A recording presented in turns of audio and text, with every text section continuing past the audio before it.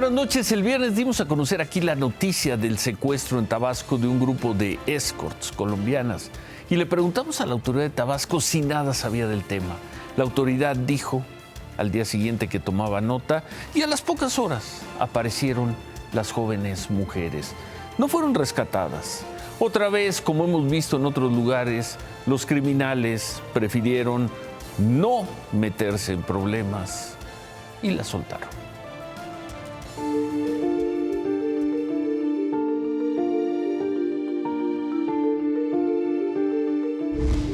La noticia de las escorts colombianas desaparecidas desde el 5 de enero en Villahermosa, Tabasco, víctimas de una red de trata presuntamente ligada al cártel Jalisco Nueva Generación, llegó rápidamente a Colombia.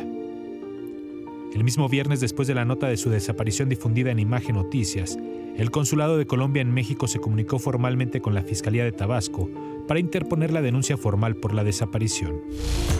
Para el sábado, el ministro del Interior de Colombia, Luis Fernando Velasco, dijo que ya estaban en colaboración con el gobierno de México y las fiscalías para dar con su paradero. La Secretaría de Seguridad Pública de Yucatán se unió a esta colaboración e informó que el sábado desplegaron un operativo de alerta para dar con Saulo David Sánchez Cetina, alias el Jaguar, presunto líder de la red de trata que habría huido a Mérida, de acuerdo con la información difundida el viernes por Imagen Noticias. Tras todo este revuelo, cerca de las 8 de la noche del sábado, las escorts colombianas fueron liberadas. El grupo que las tenía privadas de la libertad las llevó de dos en dos a un motel ubicado sobre la carretera Villahermosa-Cárdenas. Ahí las dejó, sin teléfonos celulares. Minutos después de la liberación, la Fiscalía de Tabasco publicó un comunicado. Dijo que tras un trabajo de colaboración entre Guardia Nacional, Gobierno del Estado y la Comisión Nacional Antisecuestro, las encontraron en ese hotel de paso. Y detallaron que eran 8 y no 9 las desaparecidas. También difundieron de inmediato el testimonio de una de ellas. Apenas me di cuenta que nos están buscando por todo México con esos videos que montaron. Nosotros estamos acá de voluntad. Aclaro que éramos 8 chicas, no 9. Y aquí en la Fiscalía de Tabasco nos están tratando bien. ¿Tus documentos dónde? Mis documentos están en la casa, todo bajo control. Pero si viniste a Tabasco el día 5, como se dice en las noticias. ¿Tú le mandaste unos audios a tu mamá? Perdóneme, mami, por todo. Y que les diga, porfa, que si algo, que yo tengo un seguro de Bancolombia. Pero estaba como borracha. Porque pues estaba más bien sentimental con ella, por eso le pedía perdón y todo. Sin embargo, la madre de otra de las escorts colombianas confirmó que sí estaban secuestradas. No, ellas sí estuvieron retenidas y obvio fue contra la voluntad de ellas porque esas niñas no querían estar ahí. Ellas las tenían retenidas un grupo, no sé qué grupo, no sé, pero sé que es algo ilegal. Y esas niñas estuvieron 8 días, 9 días, desde el 5 de enero hasta el día de ayer estuvieron retenidas. Solo que les daban comida, sí, les daban dormida, sí, eso es verdad. Ellas les dieron un número para que entre todas se lo turnaban, una cada hora lo tenía, 1 hora por niña, y fue como para poder comunicarse con nosotros como familia. Ella me decía, mamá, estamos aburridas de estar aquí encerradas. Siempre lloraba. Todas las niñas, en el momento que hablaban con nosotros, lloraban angustiadas. El Consulado de Colombia en México confirmó a Imagen Noticias que una vez que la Fiscalía de Tabasco entregue a las jóvenes al Instituto Nacional de Migración, serán retornadas a Colombia, donde serán recibidas por el Centro Operativo Antitrata, que les brindará protección a ellas y a sus familias, a menos de que ellas mismas renuncien a la asistencia. Que las personas que las tenían, gracias a la presión de la opinión pública, las liberaron, pero que la justicia hubiera hecho un rescate y hubieran llegado allá donde ellas estaban, eso jamás lo hicieron. Una pregunta, Sin la difusión de la historia del secuestro de estas jóvenes colombianas, la difusión que hicimos el viernes aquí, ellas estarían libres esta noche. Y de nueva cuenta, no fue la autoridad se empezó a mover el sábado o el viernes en la noche después de ver el trabajo de Jonathan Pardiñas que presentamos aquí. Pero una vez más fueron los criminales los que Quizá calcularon que el tema ya se había hecho público y quizá prefirieron no meterse en problemas y soltar a estas muchachas sometidas. Tan es así que el Consulado de Colombia, como decía la nota que acabamos de ver, las regresa a su país y van a ser protegidas en un centro antitrata. Otra historia más de lo que ocurre con personas, en este caso migrantes legales, personas que estaban en el país con una estancia legal, pero otra vez la repetición de una y otra historia como estas. Por cierto, el presidente López Obrador dijo, como hace unos días, sobre los migrantes secuestrados en Tamaulipas, que le daba gusto que las mujeres colombianas estuvieran vivas y bien. La organización Alto al Secuestro publicó las cifras ya de diciembre, con lo cual se puede hacer el cuadro del 2023. De acuerdo con Alto al Secuestro, fueron 1,630 secuestros, 4.4, es el doble de secuestros que el año pasado prácticamente el doble de secuestros. 4.4 personas secuestradas cada día en México, de acuerdo con Alto al Secuestro. Alto al Secuestro mostró también el número de secuestros a migrantes en 2023, 2 por día. Esta mañana un grupo de mujeres trans protestó frente a Palacio y pintarrajeó Palacio Nacional por el asesinato de Samantha Fonseca, una activista trans y aspirante de Morena al Senado. Las mujeres pintaron la fachada de Palacio así para denunciar la violencia que han sufrido las personas trans en los 15 días que van del año. Durante la protesta, un grupo de policías, antes se llamaban granaderos, estuvieron ahí cuidando la puerta de Palacio Nacional. En un momento trataron de retirar a estas mujeres trans. Se dio un enfrentamiento, no pasó a mayores, pero así quedó en la mañana la fachada de Palacio Nacional y así seguía hasta hace unos momentos. Las manifestantes acusaron que las declaraciones transfóbicas que ha lanzado el presidente tienen corresponsabilidad en la violencia en contra de su comunidad. Y todo esto porque a la abogada Samantha Fonseca la mataron ayer cuando salía de visitar, se dice, a su pareja que está en el reclusorio sur. De acuerdo con las autoridades de la ciudad, ahí está el momento, así la mataron. Salió del reclusorio, tomó un transporte de la aplicación Didi y en el camino un hombre se acercó, le disparó y la mató. Conocían sus movimientos. No hay detenidos. Imágenes de nuestro compañero Carlos Jiménez. Así la mataron, la estaban esperando, se acercó un hombre y con la facilidad con la que se atenta y con la que se mata en México, la mataron. Apenas en octubre Samantha había sido galardonada en el Congreso de la Ciudad de México con la medalla al mérito de las y los defensores de los derechos humanos. Por cierto, hoy también hubo un asesinato de personas que salían de una cárcel. Fue en Acapulco, ahí mataron a 2 custodios del penal de esa ciudad que salían de trabajar. El crimen diario de cada día.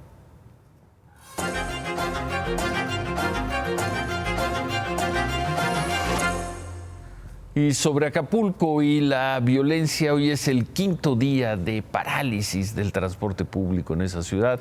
Los grupos criminales mantienen sus amenazas, los amagos a choferes para que paguen extorsiones, aunque en algunas colonias como Renacimiento, Zapata, Arroyo Seco, Cruces, en Cayaco, en Colosio, ya hay más unidades circulando, pero hacen falta muchas más. No hay transporte, es una odisea, la gente anda sufriendo sin transporte. ¿Qué tanto la han sufrido, oiga? Ay, oiga, no. Me he hecho casi 2 horas de sendero para acá.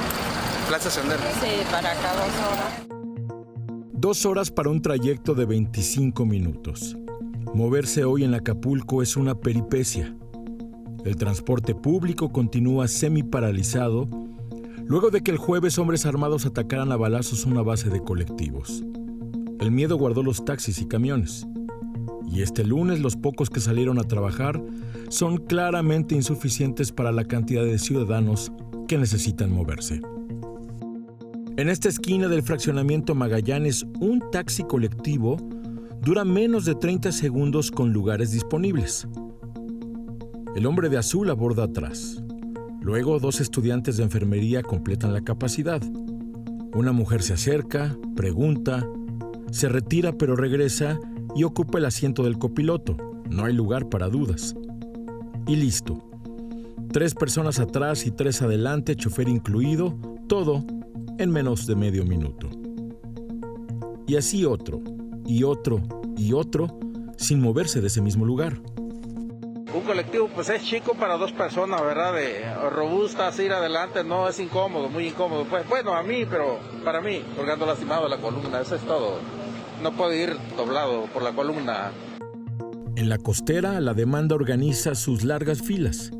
Esta es para subirse al Acabús, autobús de transporte público que por el momento es gratuito. Los operadores buscan que cada unidad salga retacada de gente.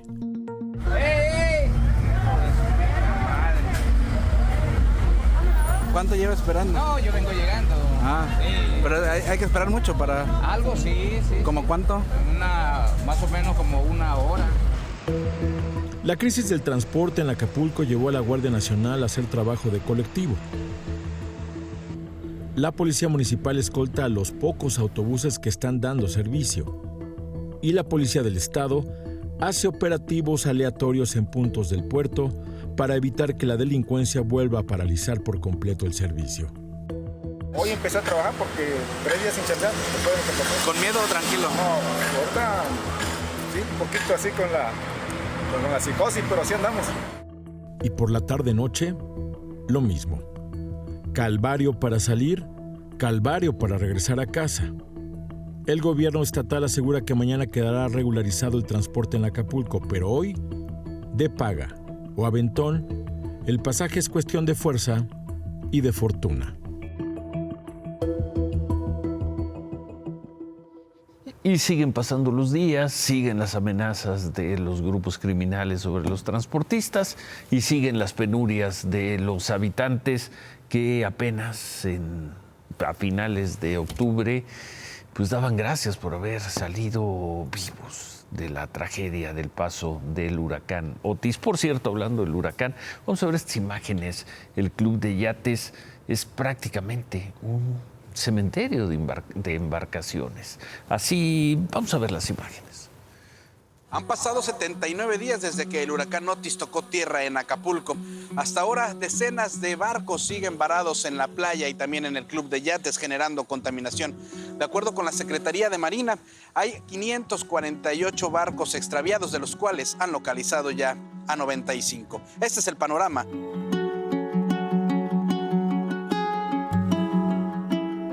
Los principales contaminantes son los motores, que contienen grandes cantidades de hidrocarburos, hablando aceites, gasolina, diésel, y las baterías de los barcos. Esto no se queda ahí.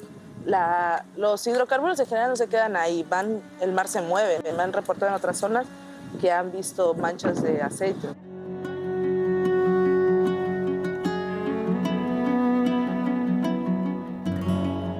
Esta es la zona del Club de Yates aquí en Acapulco. No han prácticamente movido ninguno de estos grandes barcos que se encontraban anclados en esta zona del Club de Yates. Podemos ver restos de estas embarcaciones destruidas, incluso arriba del muelle.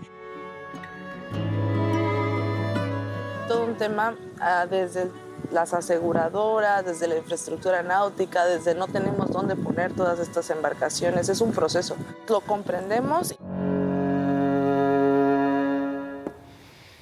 Ambientalistas piden que se aceleren los trabajos para remover esas embarcaciones debido a la contaminación, como decían ahí, de motores, de restos de los barcos hundidos en esa región. Se entiende, hay mucho que hacer en Acapulco, hay muchos servicios que reparar, hay que dar atención a muchísimas personas, pero ¿cómo se explica que tanto tiempo después en el Club de Yates la situación sea como la acabamos de ver?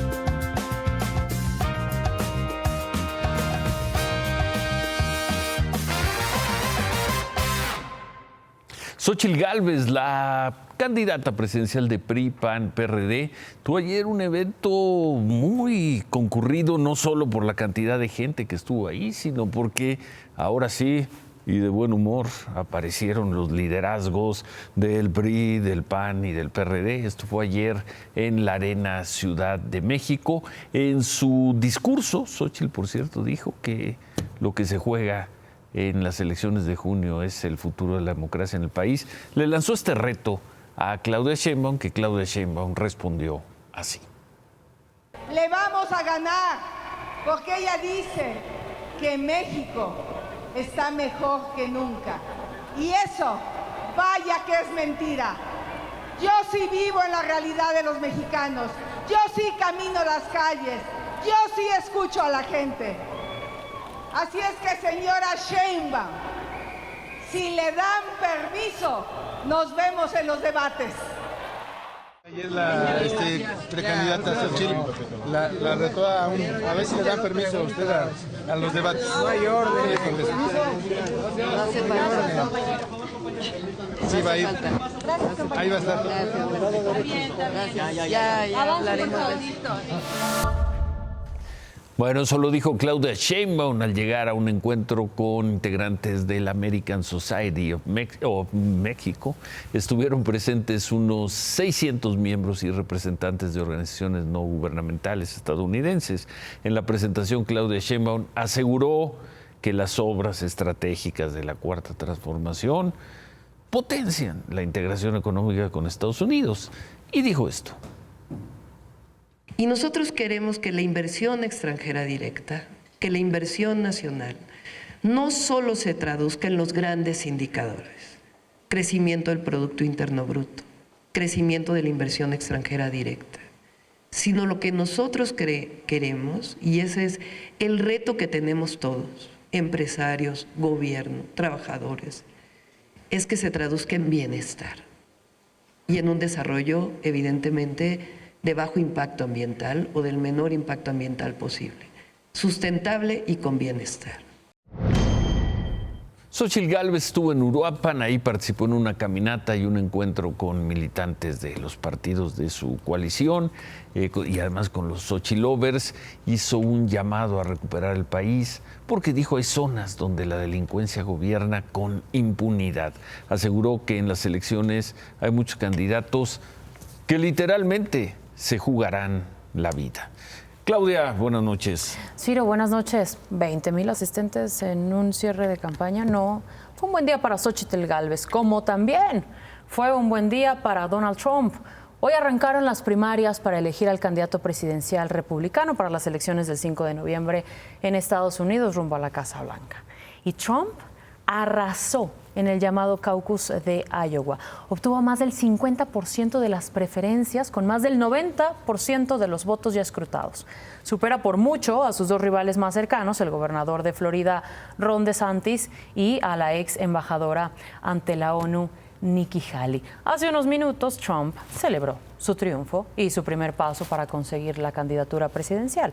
Durante un evento, criticó la situación en la frontera con México y de paso también al presidente Biden. Esto fue en Iowa.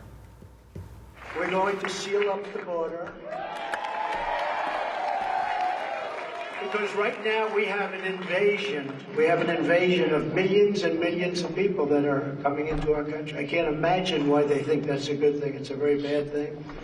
So I don't want to be overly rough on the president, but I have to say that he is the worst president that we've had in the history of our country. He's destroying our country. No hay sorpresa ni en el resultado ni en el discurso de Trump. Y así lo vamos a ver de aquí hasta noviembre. Sí, ni las 4 investigaciones que tiene en su contra por 91 delitos han frenado a Donald Trump. Las siguientes elecciones primarias van a ser en New Hampshire la próxima semana y por lo visto también será un buen día para Trump el próximo martes. Y hoy el nuevo presidente de Guatemala, Bernardo Arévalo, no la pasó tan bien. Si bien encabezó la ceremonia de presentación del ejército en su primer día en el cargo, donde, por cierto, agradeció a los militares su imparcialidad frente a los conflictos políticos que atraviesa Guatemala. pero rindió protesta en el cargo después de medianoche. ¿Por qué? La ceremonia de juramentación se retrasó más de 9 horas porque los diputados de oposición trataron de impedir la sesión y evitar su investidura. En los últimos meses, la fiscal general Consuelo Porras también ha tratado de evitar o trataba de evitar que Arévalo asumiera la presidencia de Guatemala. Su antecesor, Fernando Yamatei, no estuvo presente. Y en otras cosas, la Secretaría de Salud informó que hay una amplia disponibilidad de camas hospitalarias para la atención de pacientes con COVID-19. Son poco más de 5,000 camas disponibles y hasta hace un par de días se tenía reportada una ocupación del 5% de las camas para pacientes contagiados. De estas, solamente el 1% eran camas con ventilador, es decir, para pacientes graves. La Secretaría de Salud precisó también que los contagios y los fallecimientos están en números mínimos comparados con las olas epidemiológicas previas. Aclararon que los aumentos recientes en 7 estados son por esta temporada No hay crisis, invernal. no hay crisis hospitalaria como se difundió el fin de semana. 1%. 1%. ¿Te acuerdas cuando estaba todo No, bueno, ¿cómo rebasado hace 2, 3 años? Van a cumplir 4 años de la pandemia de COVID. Gracias, Claudia. No me puedo ir, Ciro. Y no me puedo ir porque, hablando de elecciones, el secretario de Seguridad Pública de Tamaulipas, Sergio Chávez, dijo que el gobierno estatal está trabajando para que existan las condiciones necesarias para que la gente salga a votar el próximo 2 de junio y pidió esto. Yo creo que con un poquito de conciencia de toda la ciudadanía e inclusive pues de la gente que se dedica a actividades delictivas, pues es una situación que debemos de respetar y debemos de permitir un desarrollo estable para pues renovarlo ahí algunos poderes, ¿no? Los poderes municipales, las diputaciones y las senadurías, en el caso de aquí de Tamaulipas. ¿Qué hace? ¿Le está implorando a los criminales que se porten bien? Esa es la pregunta. El 2 de junio. ¿Para quién el iba el secretario de mensaje? Seguridad de Tamaulipas. Híjoles. Eso parece. Híjoles. Bueno, gracias, Claudia. Buenas noches. Sí. Gracias, David. Según el presidente, ya no hay problema con los cambios a las Afores. No es cierto. Le voy a explicar por qué sí hay que estar preocupados. Voy para abajo. El presidente López Obrador habló sobre la reforma al sistema de pensiones que dice enviará al Congreso el 5 de febrero. Voy a exponer lo que significó la reforma a las pensiones para que quienes terminan no reciban el sueldo con el que se retiran, sino la mitad, si les va bien. Entonces, tenemos que corregir eso gradualmente, pero para tranquilidad de empresarios y de trabajadores, para que no los atemoricen. El gobierno va a asumir una parte considerable de este desequilibrio.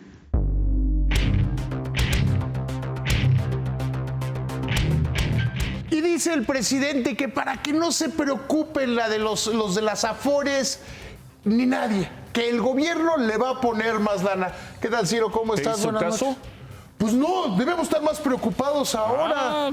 Pues yo no entiendo nada. Pero el presidente ahora dice sí, que el dinero que falta para que los trabajadores se puedan jubilar con el 100% lo va a poner el gobierno. Es decir, lo vas a poner tú con tus impuestos. Lo va a poner, hasta lo que voy. Sí. El gobierno es todos los mexicanos. Los 6 de cada 10 que no tienen Afore, los que tienen Afore, todos los mexicanos. Punto número 2, ¿de dónde va a salir ese dinero? De ti. Este año vamos a tener el déficit más alto que haya habido en el presupuesto desde 1988. Y todavía le quiere echar más leña. Yo lo he dicho aquí, Ciro, el que sea secretario o secretaria de Hacienda en 2025 va a tener el más grande problema económico o la situación más complicada, por decirlo menos, que se haya tenido desde 1995 en este país. Y todavía le quiere poner más dinero. Y ahora habría que hacernos otra pregunta. ¿Por qué la reforma a las pensiones que se hizo en el 2020, que entró en vigor a partir del 23, que a partir del año pasado los patrones empezaron a aumentar 1% su cuota durante los siguientes años? ¿Por qué no lo hizo el gobierno? No lo hizo, pero ahora lo va a hacer. ¿Sabes por qué no lo hizo? ¿Por qué? Porque en ese momento los asesores de la Secretaría de Hacienda, quienes estaban en la Secretaría de Hacienda, le dijeron: oiga, presidente, pues no hay dinero para el déficit fiscal. Rogelio Ramírez de la ONU se lo dice pues ahora. Yo creo que a lo mejor ahora ya no les hace caso. Hay que recordar que no estaba Rogelio Ramírez de la ONU, pero casi todo el equipo hacendario sí estaba cuando se hizo esa reforma. Yo creo que tenemos como para estar bastante preocupados. Bueno, y tú tan confiado que estabas. A ver, yo sigo pensando que no va a pasar esta reforma. Vamos a ver. O sea, yo sigo pensando, pero ha sido una película de horror, Ciro, ha sido una película de horror. De horror una y se va a poner peor. No, yo creo que se va a terminar en chafa, porque no va a pasar. Nada más le están metiendo al ruido político sin necesidad y poniendo en riesgo, que yo creo que eso es lo grave. A ver, échame la cámara.